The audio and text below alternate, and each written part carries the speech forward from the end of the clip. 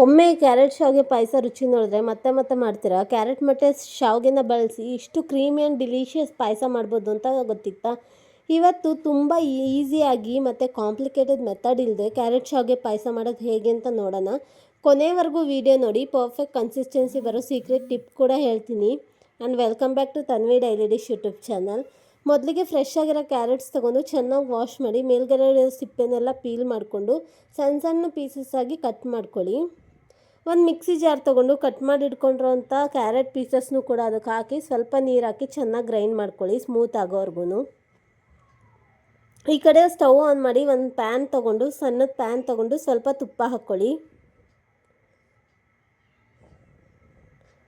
ತುಪ್ಪ ಬಿಸಿ ಆದಮೇಲೆ ಕಟ್ ಮಾಡಿ ಇಟ್ಕೊಂಡಿರೋಂಥ ಬಾದಾಮ್, ಗೋಡಂಬಿ ಮತ್ತು ಸನ್ಫ್ಲವರ್ ಸೀಡ್ಸ್ ಮತ್ತು ಪಂಪ್ಕಿನ್ ಸೀಡ್ಸ್ ಹಾಕಿ ಚೆನ್ನಾಗಿ ಫ್ರೈ ಮಾಡ್ಕೊಳ್ಳಿ. ಲೈಟ್ ಗೋಲ್ಡನ್ ಕಲರ್ ಬರಬೇಕು, ಅಲ್ಲಿ ತನಕ ಫ್ರೈ ಮಾಡಿ. ಕೊನೆಯಲ್ಲಿ ಒಣ ದ್ರಾಕ್ಷಿನೂ ಕೂಡ ಹಾಕಿ ಅದನ್ನು ಚೆನ್ನಾಗಿ ಫ್ರೈ ಮಾಡ್ಕೊಳ್ಳಿ. ಫ್ರೈ ಆದಮೇಲೆ ಅದನ್ನು ಒಂದು ಸೈಡ್ಗೆ ಎತ್ತಿಟ್ಕೊಳ್ಳಿ.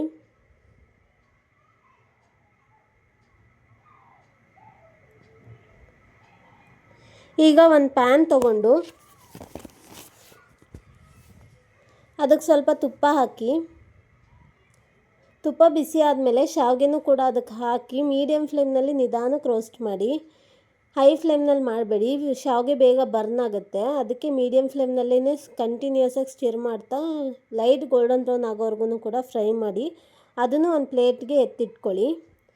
ಈಗ ಅದೇ ಪ್ಯಾನ್ಗೆ ಆವಾಗಲೇ ಪ್ರಿಪೇರ್ ಮಾಡಿ ಇಟ್ಕೊಂಡಿರೋಂಥ ಕ್ಯಾರೆಟ್ ಪ್ಯೂರಿನೂ ಕೂಡ ಆ್ಯಡ್ ಮಾಡ್ಕೊಳ್ಳಿ. ಇದನ್ನು ಚೆನ್ನಾಗಿ ಮಿಕ್ಸ್ ಮಾಡ್ಕೊಳ್ಳಿ. ಕ್ಯಾರೆಟ್ ಚೆನ್ನಾಗಿ ಕುಕ್ಕಾಗಿ ಅದರ ಹಸಿ ವಾಸನೆ ಹೋಗಬೇಕು, ಅಲ್ಲಿ ತನಕನೂ ಚೆನ್ನಾಗಿ ಮಿಕ್ಸ್ ಮಾಡ್ಕೊಳ್ಳಿ. ಅದಾದಮೇಲೆ ಬಿಸಿ ಮಾಡಿ ಇಟ್ಕೊಂಡಿರೋಂಥ ಹಾಲನ್ನು ಕೂಡ ಅದಕ್ಕೆ ಸೇರಿಸಿ ಚೆನ್ನಾಗಿ ಮಿಕ್ಸ್ ಮಾಡಿ. ಅದು ಸ್ವಲ್ಪ ತಿಕ್ಕಾಗ್ತಾಯಿದೆ ಅನ್ನೋವಂಥ ಟೈಮ್ನಲ್ಲಿ ಬಾದಾಮ್ ಪೌಡ್ರನ್ನ ಸ್ವಲ್ಪ ನೀರಲ್ಲಿ ಮಿಕ್ಸ್ ಮಾಡಿ ಅದನ್ನು ಕೂಡ ಹಾಕಿ, ಏಲಕ್ಕಿ ಬೀಜ ಅಥವಾ ಏಲಕ್ಕಿ ಪೌಡರ್ ಎರಡರಲ್ಲಿ ಯಾವುದಾದ್ರೂ ಒಂದನ್ನು ಹಾಕಿ ಫ್ಲೇವರ್ಗೋಸ್ಕರ ಅಷ್ಟೇ. ಅದಾದಮೇಲೆ ರೋಸ್ಟ್ ಮಾಡಿ ಇಟ್ಕೊಂಡಿರೋಂಥ ಶಾವಿಗೆನೂ ಕೂಡ ಅದಕ್ಕೆ ಆ್ಯಡ್ ಮಾಡಿ.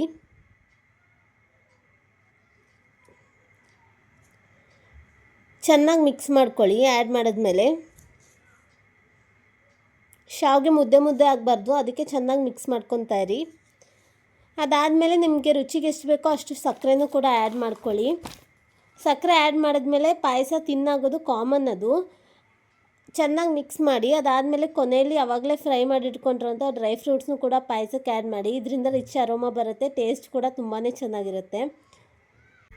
ಪಾಯಸನ ಬೇಗನೆ ಆಫ್ ಮಾಡಿಬಿಡಿ, ತುಂಬ ಗಟ್ಟಿ ಆಗೋ ತನಕ ಇದು ಮಾಡಬೇಡಿ. ಸ್ಟವ್ ಆಫ್ ಮಾಡಿದ್ಮೇಲೆನೂ ಕೂಡ ಶಾವಿಗೆ ಹಾಲು ಅಬ್ಸರ್ವ್ ಮಾಡ್ಕೊಳ್ಳುತ್ತೆ. ಅದಾದಮೇಲೆ ತಣ್ಣಗಾದಮೇಲೆ ಪರ್ಫೆಕ್ಟ್ ಕನ್ಸಿಸ್ಟೆನ್ಸಿ ಬಂದಿರುತ್ತೆ. ಇದೇ ಥರ ನೋಡಿ, ಕ್ಯಾರೆಟ್ ಶಾವಿಗೆ ಪಾಯಸ ರೆಡಿ ಆಯಿತು. ಇದೇ ಥರ ರೆಸಿಪೀಸ್ಗೆ ನಮ್ಮ ಚಾನಲ್ನ ಸಬ್ಸ್ಕ್ರೈಬ್ ಮಾಡ್ಕೊಳ್ಳಿ. ಇಷ್ಟ ಆಗಿದ್ರೆ ವೀಡಿಯೋಗೊಂದು ಲೈಕ್ ಮಾಡಿ. ಹೊಸದಾಗಿ ಯಾರಾದರೂ ಚಾನಲ್ ನೋಡ್ತಾ ಇದ್ದರೆ ಸಬ್ಸ್ಕ್ರೈಬ್ ಮಾಡಿ. ಇದೇ ಥರ ರೆಸಿಪೀಸ್ನ ನೆಕ್ಸ್ಟ್ ಡೇನೂ ನೋಡೋಣ. ಬಾಯ್.